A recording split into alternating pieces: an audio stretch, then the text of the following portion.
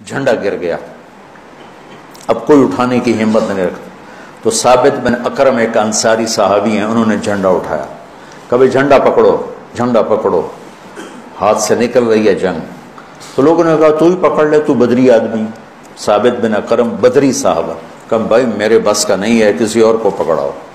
تو افرا تفری میں کس کے منہ سے نکلا خالد کو پکڑاؤ، وہ نہیں پتہ چلا، شور شرابہ تھا۔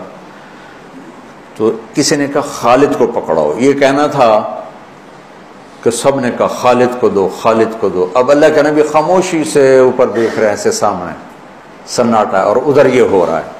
تو آخر سب نے کہا خالد تو وہ جھنڈا اٹھا۔ وہ کہنے لگے میں تو نیا مسلمان ہوں اور میری پہلی جنگ ہے، بابا کسی پرانے آدمی کو دو۔ تو سب کہیں تو ہی لے، تو ہی لے، تو ہی لے۔